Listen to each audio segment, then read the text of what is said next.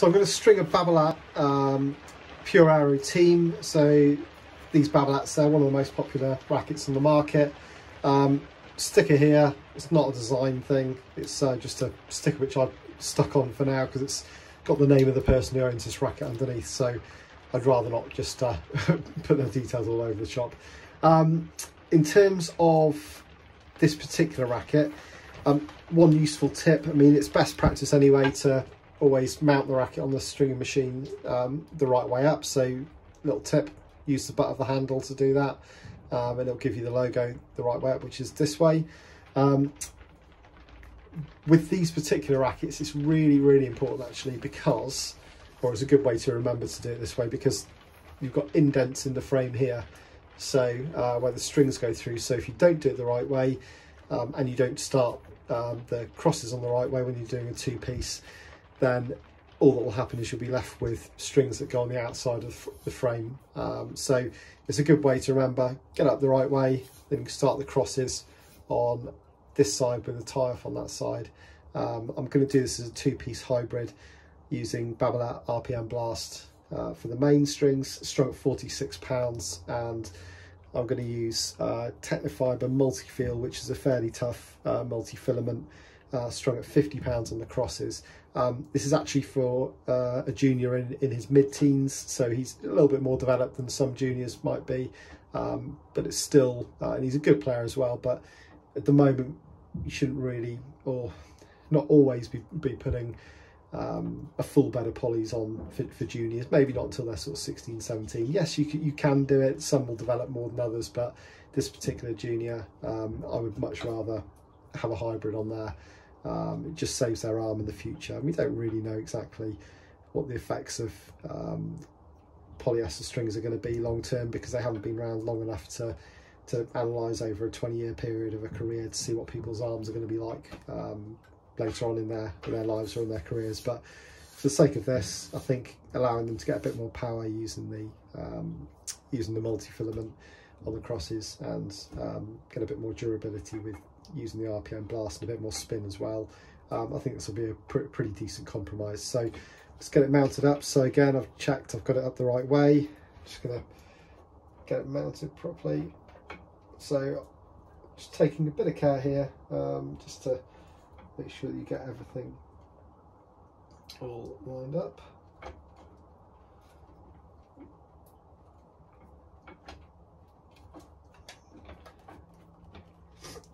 There we go.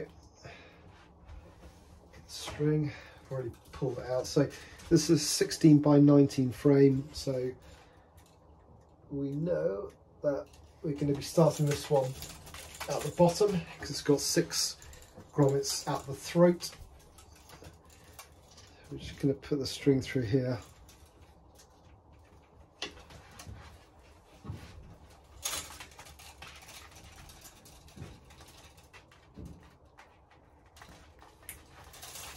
And just put the string through.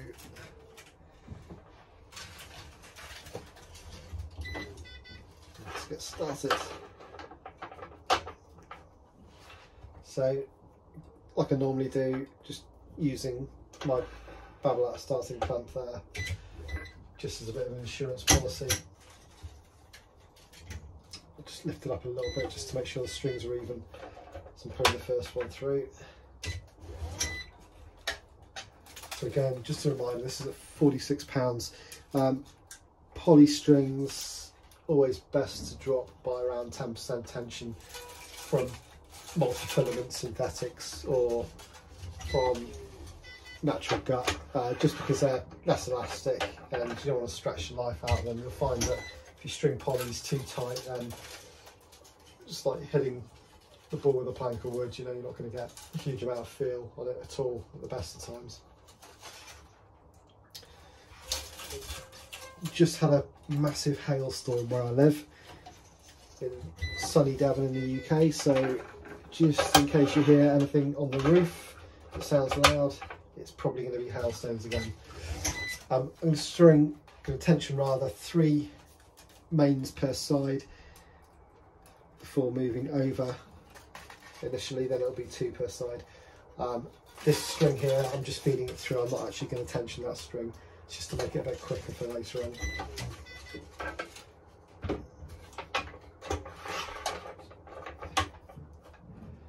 Again, really important with the poly strings, making sure that you release the base of the clamp first of all before you actually release the main teeth on there, so you don't end up scratching, scraping or damaging the strings. So I normally apply the teeth first, then twist the cap, but the other way around. So base first, then teeth afterwards.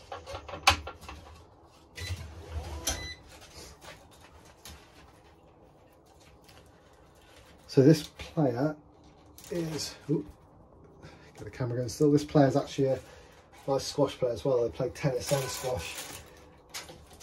And so they've got county representation, I believe, in both sports.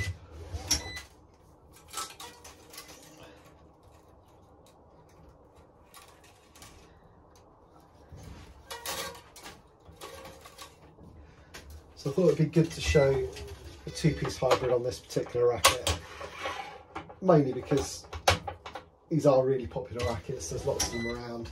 They're not the hardest rackets to string by any stretch.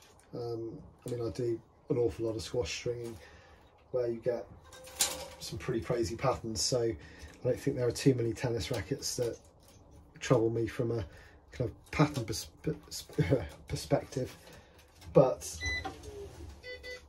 there are the little things with these rackets, such as the indented grommets, that just make you have to kind of think a little bit more when doing it.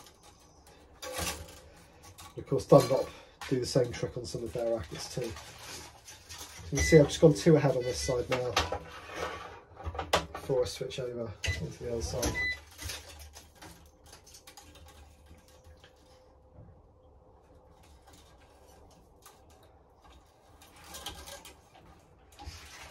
And interestingly enough, I find doing a hybrid with multi-filament with the RPM Blast, you actually get relatively good durability on the RPM using the Tecnifibre Multifilament string.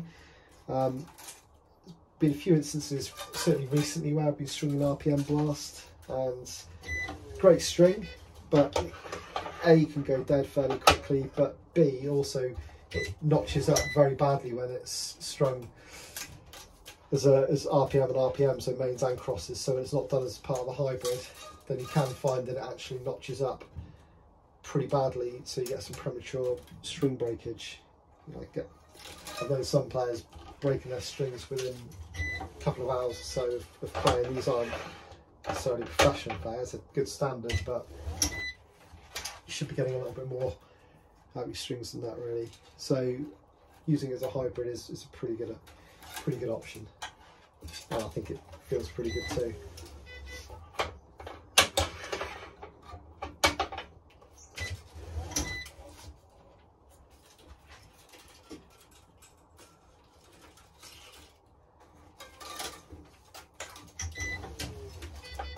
You should really string this racket start to finish on the two-piece in, that depends on how good you are, really, anywhere between sort of 15 and 25 minutes.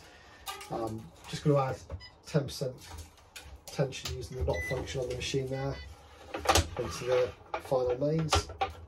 But yeah, you should take anywhere between sort of 15 and 25 minutes, depending on the level of stringing and what kind of tension you want to be paying to the racket. Yes, I can probably string a racket in 11-12 minutes. If pushing, I know there are some that can string below 10 minutes on a tennis racket, but especially if someone else's, just a bit more care and attention, and just making sure you're not burning through strings, you're doing everything right. So this racket here will probably take me somewhere around 20 minutes in total to do. So as I talk about concentrating, almost did it without putting that knot function 10% on the last main there. So that's why I say it's good. It's important to concentrate.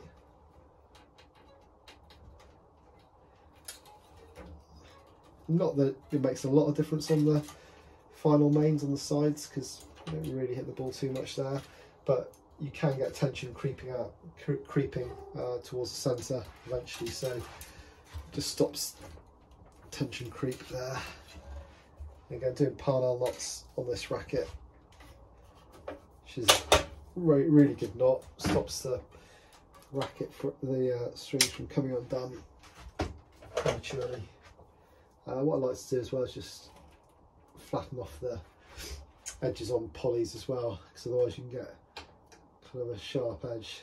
So just be careful not to scrape the racket here. There you go, so just flatten them against the edge. There are a few different techniques to use when doing that. Right, so to the crosses. So this string here, this is the Tecnifibre Multifeel that comes in a packet like this. I've got some more of these rackets to do, so I've got plenty of packs of Multifeel, but it's a pretty decent string. It's pretty hard wearing.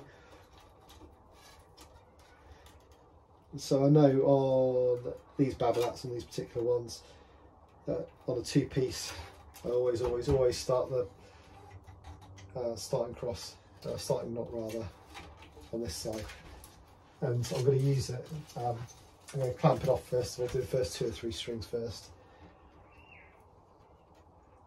and then move on.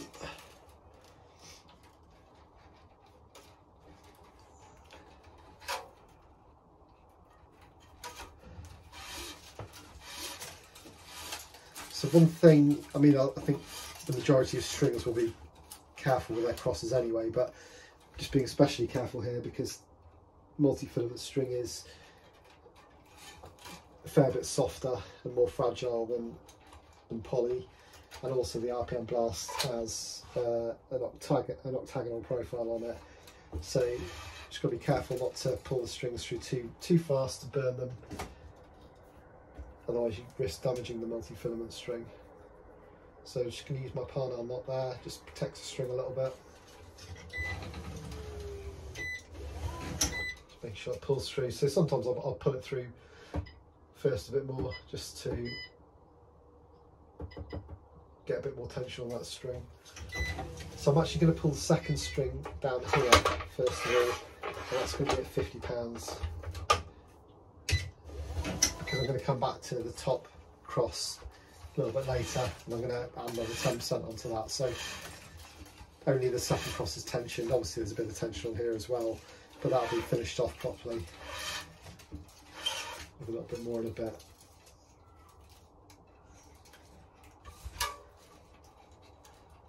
So lots of different methods of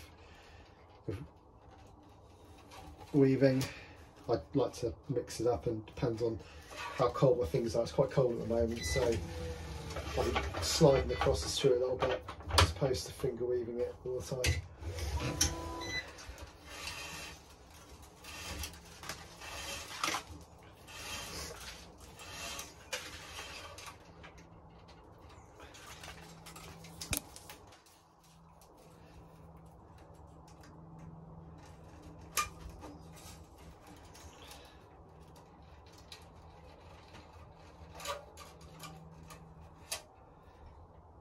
So I'm going to come back to tensioning that in a minute, because I'm just going to tension that top cross first of all, so add that extra 10% on there. Being careful with the clamp when you take it off, not to pull off too quick, because again you don't want to scratch the string. So getting the clamp as close as you can to the top. Fairly nice tie off holes on the Babolats, give you enough room to really get in there.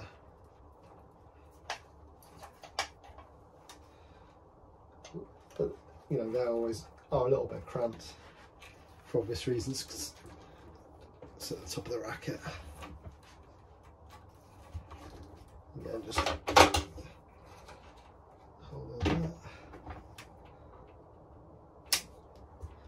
that. Okay, so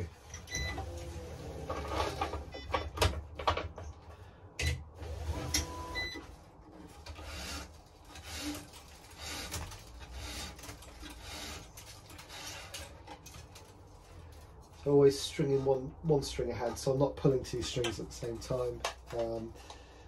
But what I'm doing is just feeding it through. There's less friction for this second string that I'm pulling through the string bed now, but I'm going to tension the one above it before doing anything. Also trying to keep the crosses as straight as possible as I'm stringing, just so that it's a bit less work for me when I'm straightening the strings out towards the end.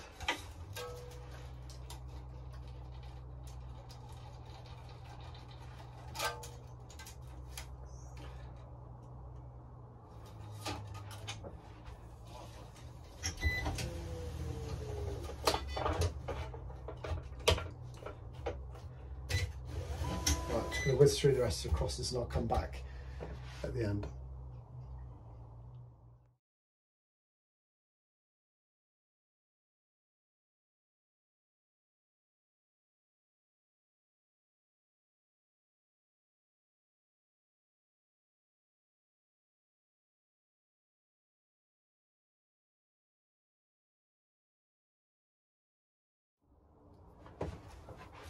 So just coming down towards the final few crosses now. So things obviously get a little bit tighter down here, so it's not quite as quick to weave the string through, but still taking lots of care on the multi-filament, so not to cause it any abrasions.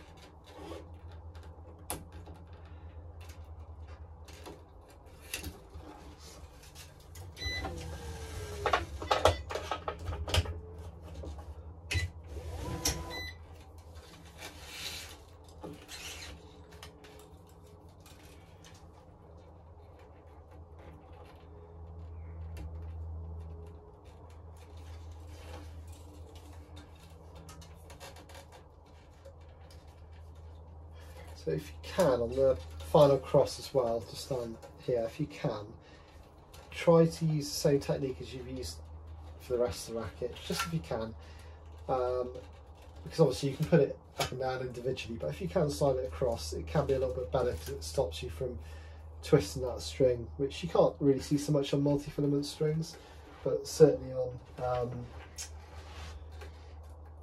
polyester strings, sometimes you can actually see where the string is twisted in there. It gives a slightly different appearance. So as far as you can, try and string it consistently the same. Just going to add some more tension onto the final cross.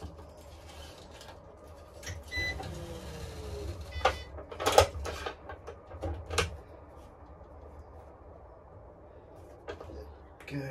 Just leave myself a little bit of room here because I just need to tie off, so there's a bit of excess string here. So I'm just going to snip off a bit of that excess string, but leave myself enough to do comfortable tie off here. So that extra 10% of tension will make up for the little gap I've got there and for any tension loss. So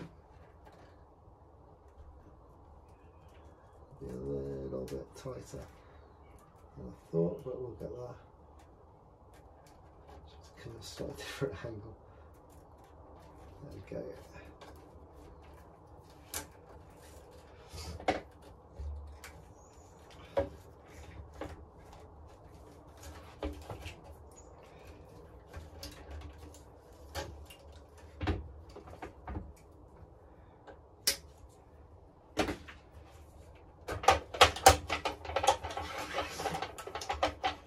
So before I straighten the strings out, I always keep the clamps out of the way, just because you don't want to damage the clamps.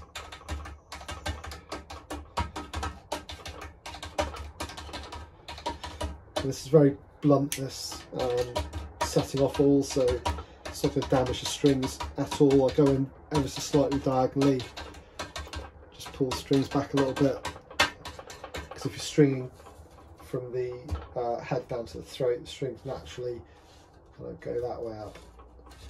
If you do it the other way, which is the wrong way, from throat to head, they have an unhappy face.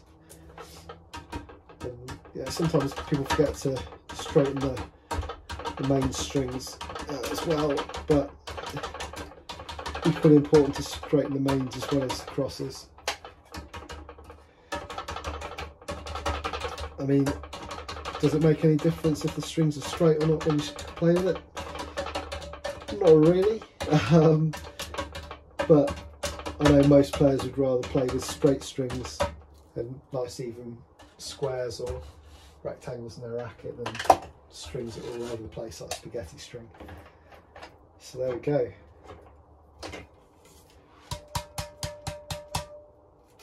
Pinging well.